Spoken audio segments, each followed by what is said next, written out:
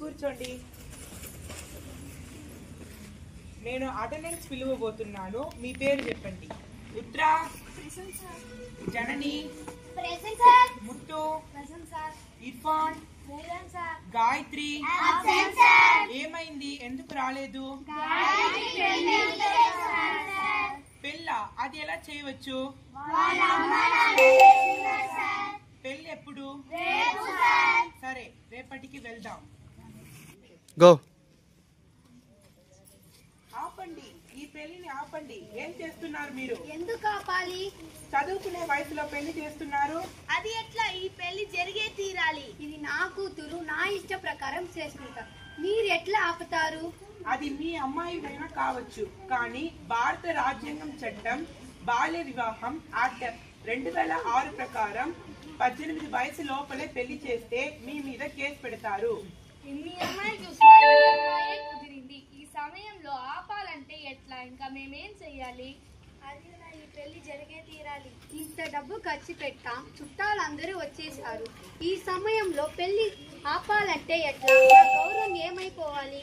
మీరు ఈ పెళ్లిని జరిపించినట్లయితే మీ మీద కంప్లైంట్ ఇస్తాము. పోలీస్ మిమ్మల్ని అరెస్ట్ చేస్తారు. దానితో పాటు జరిమానం కూడా విధిస్తారు. సరే, మేము పెళ్లిని ఆపేస్తాము. కమ్.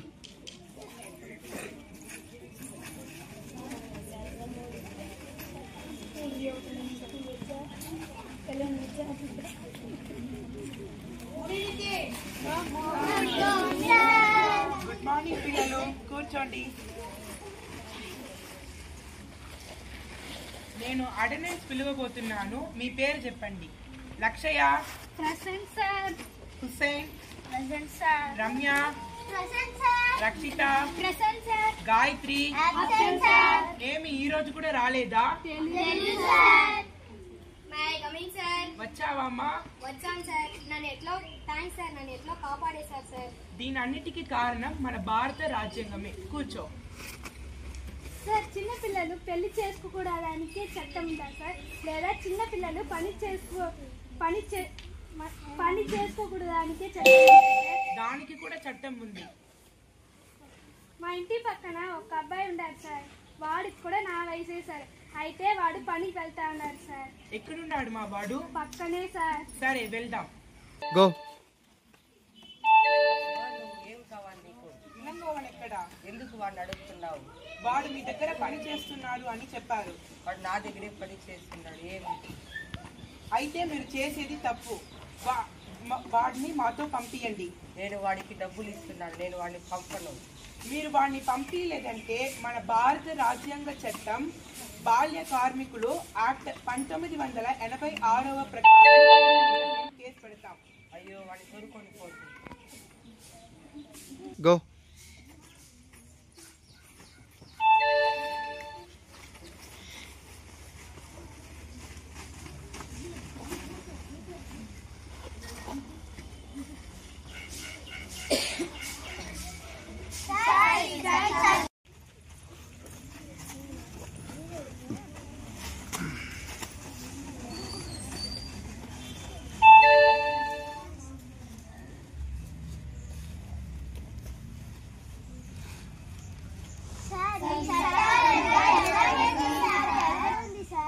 పిల్లలు, మన దేశంలోనే అతిపెద్ద చట్టం మన భారత రాజ్యాంగ చట్టం. మన భారత రాజ్యాంగ చట్టంలో పిల్లలకు, పెద్దలకు, ముసలి వాళ్లకు, అన్ని రకములైన ప్రాణజీవులకు కంచెలాగా మన భారత రాజ్యాంగ చట్టం ఉంది. దీనిని 26 జనవరి 1950లో మన సొంత రాజ్యంగా అమలు చేశారు. హ్యాపీ రిపబ్లిక్ డే పిల్లలు. Good evening to all. Today I am going to tell about child marriage, about Act 2006. In 1929, an act against child marriage was established, but not in strict manner. Then in 2006, the act was propagated and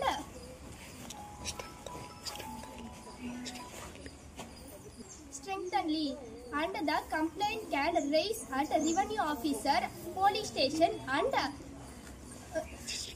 magistrate court. years of imprisonment and 1 lakh rupees of fine was given as a punishment for men who did not follow the rules of government. Good evening to all.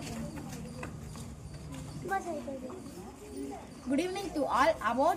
Today I am going to tell about Child Labour Act 1986. In 1986, our Indian government has established an act for below 14 years children who was working in brick factories, firecrackers, manufacturing and in tobacco fields. The act under section 3 considered child labour as a great offence and give 3 months in imprisonment and 10,000 as a fine. If crime repeated for second time, the punishment has been extended 1 to 2 years of imprisonment and 20,000 as a fine amount. In 2012, the government announced some changes. The children can work for 6 hours with a break and with popular salary in small scale industry. Good evening to all. The Rights to Education for Children. The Right to Education for Children Act RTE of 2009 is an Parliament of India that ensures free and compulsory education for children between the years 6 and 14. The Act was passed on August 4, 2009 and came into effect of India on April 1, 2010.